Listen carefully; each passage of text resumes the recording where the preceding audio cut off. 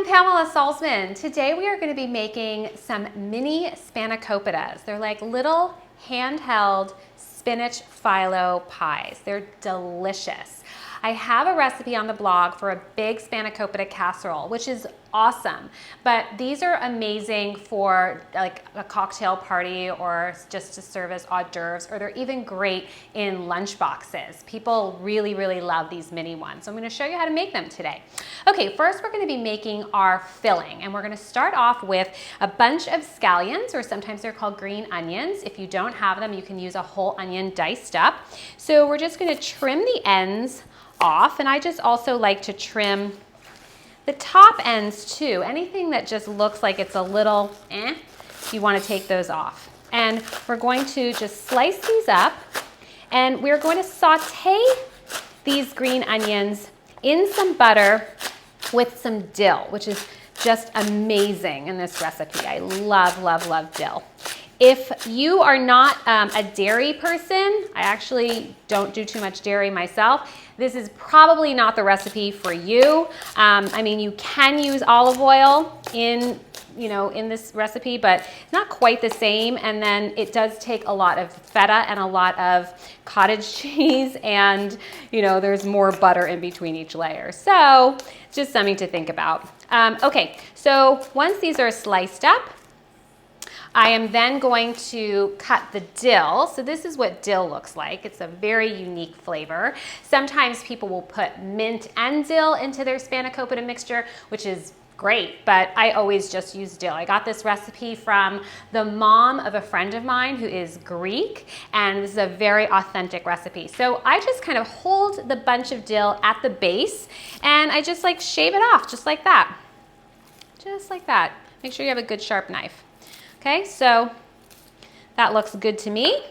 Any thick pieces of stem, just pull those out like that, and you're good to go. Okay, so I'm now going to chop up the dill, and after I do this, we're going to head over to the stove. We're going to saute all this in some butter until the onions are nice and tender, which shouldn't take too long with the green onions. The regular kind of brown onions may take, a couple minutes longer. But okay, that looks perfect. So now let's head over to the stove.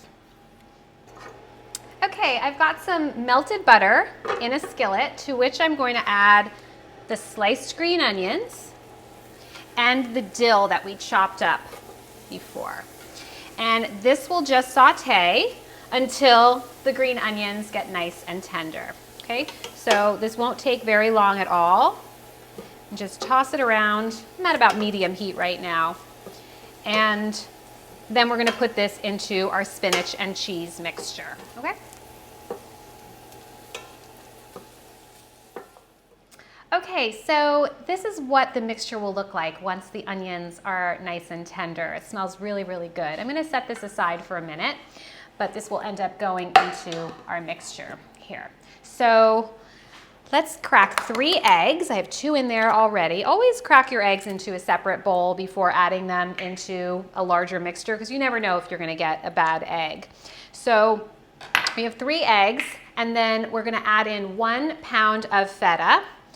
So crumbled up. Now I'm very particular about feta. I think that the goat and sheep's milk fetas taste way better and way richer than cow's milk feta. So just get whatever you like, but this is what I like the best. And then we're going to use some cottage cheese. Now, I used to think that Spanakopita was all feta, but it's actually not. Authentic Spanakopita is cut with a little bit of cottage cheese. Otherwise, the feta can be very overwhelming and a little bit too salty. So this is an entire container that is about 16 ounces, and this will give you the 2 cups that you need. I do always use organic dairy whenever I can, which is, not hard to do these days. So I would encourage you to do the same. Now we're going to add in a handful of pecorino, or you can use Parmesan, either one. Pecorino is a sheep's milk cheese and Parmesan is a cow's milk cheese. Okay, so just make sure these eggs are well beaten in here. You could beat them first if you want to, or just mix them in like this. And we're also going to be adding in this entire mixture of all those sauteed green onions and the chopped dill, which gives this amazing flavor. And you can't make a spinach pie without spinach. So I'm going to show you how to do that as well. So we are going to be using frozen chopped spinach. This is way easier to work with. Just make sure that you defrost it ahead of time in the refrigerator. I usually just defrost it overnight. And you can see that I put the frozen bags of spinach into another container. You never know if there's going to be a leak, and this will kind of keep all of those, that mess inside. I remember when I first got this recipe, it was many years ago, probably like 20 years ago that I got this recipe from my friend's mom. The spinach used to be in these 10-ounce boxes. And so the recipe was written with 3 10-ounce boxes of spinach, which I don't even think those exist anymore. So what I've done is I'm using 2 16-ounce bags, which is 32 ounces, so 30 ounces, 32 ounces, it's fine. The more spinach, the better. So I have to squeeze out all the water in this spinach, and there is a ton. If you don't do this, and trust me, one time I just tried to skip the step, and I just stuck it, right out of the bag, right into here, and the whole mixture was so watery, and it's really, really not that good. So try and squeeze out the water from your spinach. And you can do this in like a thin kitchen towel, not anything terry cloth, but something thin like, one of these towels. Or what I have is a nut milk bag. This is an extra large nut milk bag. You can actually see it sort of tinted a little bit green, and that's because I use it for spinach and like zucchini and potatoes and, vegetables. So I've got one for my almonds, for almond milk and other nuts, and then I've got one that's just for veggies. So that's what I'm using today, and this makes this a whole lot easier. So what you're gonna do is dump all of the spinach into your nut milk bag, or your cheesecloth, or your thin kitchen towel. You could also use a fine mesh sieve if that's all you have, and just kind of press the spinach in. Don't do it with a colander because you'll end up losing a lot of the spinach through the holes, which are a little too big. So just take this and then you just start squeezing. Oh my gosh, did you have any idea there was that much water? I mean, so much water. So aren't you glad that you're getting this out? Otherwise, this would end up in your spanakopita. I'm telling you, it'd be all soggy and messy. So just squeeze out as much as you can. It's a little cold still, so you could wear gloves if you need to. Wish I'd thought of that earlier. And then once this is kind of wrung out, best that you can, then we're gonna add this to our cheese mixture. Okay, so this looks pretty good now, and we'll dump this into our bowl, the rest of the mixture. But hello, how about that water? That is a ton. So we're gonna just break up the spinach a little bit drier now, and mix this all together. Notice I'm not adding any salt to this. You definitely don't need it. Feta is plenty salty, and cottage cheese has salt too. So you don't need to add any seasonings to this whatsoever. And once this looks pretty well blended, you don't want any big chunks of just cottage cheese. So get the spinach really well incorporated throughout. Okay, perfect. Set this aside, and I'm gonna go wash my hands, and then we will start working on the phyllo dough. Okay, now we're gonna work with the phyllo dough. It's, I wouldn't say it's like the easiest thing to work with because you just have to know a couple of tips and tricks, but otherwise, I wouldn't suggest trying to make this. Just get it in the freezer section. The key is you have to remember to defrost it. You cannot work with this frozen. So try and remember to defrost it at least 8 hours in advance in the refrigerator. If you're desperate, you can put it on the countertop, no big deal, for a couple of hours, but it has to be defrosted. So these come in 13 by 18 inch sheets. So when I make the individual ones, I cut them into 3-inch strips. So I'm gonna show you how we're gonna lay these out, and we're gonna then cut like 6 strips out of each one.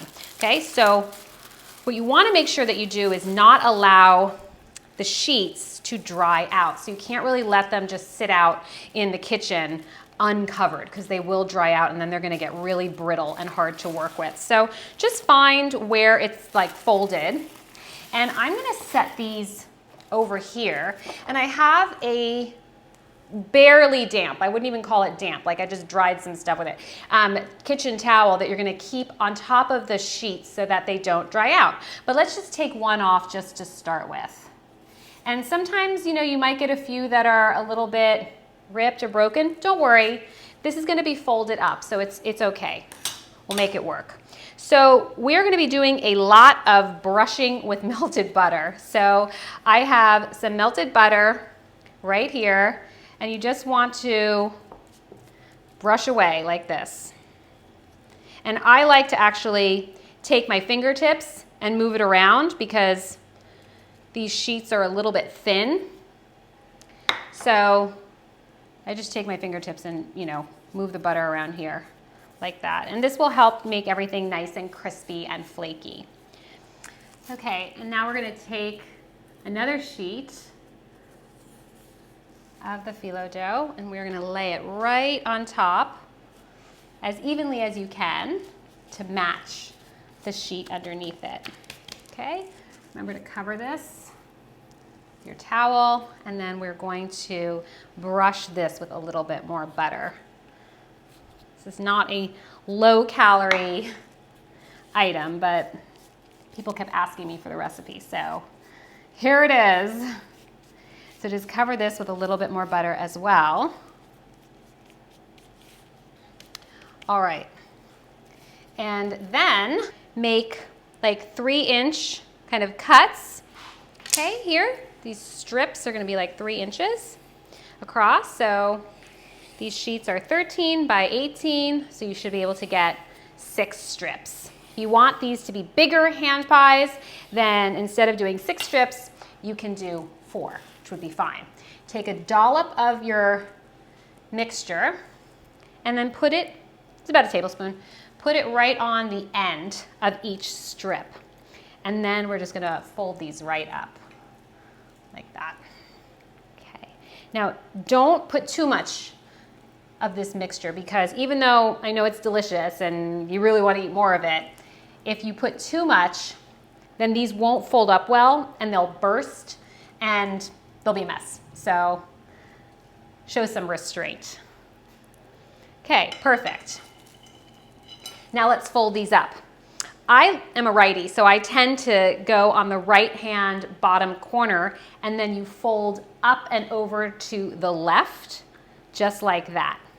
Okay, and then you fold this bottom left corner straight up and then you go at an angle. So you're going angle, straight up, angle, straight up, and then you just keep that pattern going. So now this is at an angle, this goes straight up, then you go at an angle, straight up, and at an angle. And anything here you can just kind of fold in. It's hardly ever perfect. So that looks great, and I'm gonna put this on a parchment-lined baking sheet. And what's awesome about these is that at this point, I'm going to brush these with a little egg yolk because it makes it look really, really pretty. But if you wanted to, you could freeze these. You could make like 100 of them and freeze them on a baking sheet or a plate until they're nice and frozen solid. And then you can just take them right out of the freezer and bake them frozen. So if you're having a big party, totally do these ahead of time. They would be, you know, be so great to save you some time.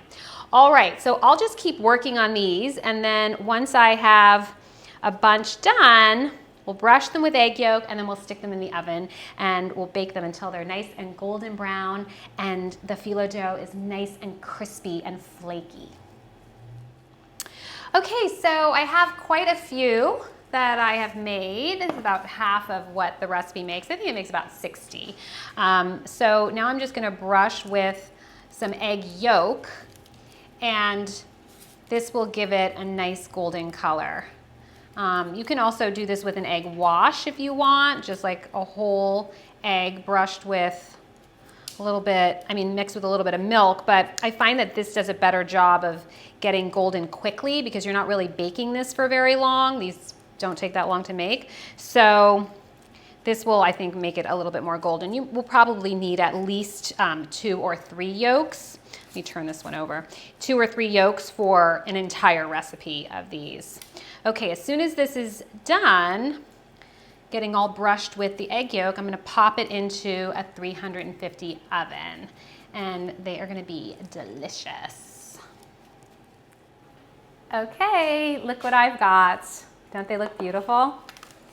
They are nice and warm, and you hear they're kind of crispy and crunchy and flaky. Beautiful filling on the inside. Mmm, so good. They're a little buttery for sure, but they're so delicious. I think these would make like such a great party appetizer or cocktail party food. I hope you try them.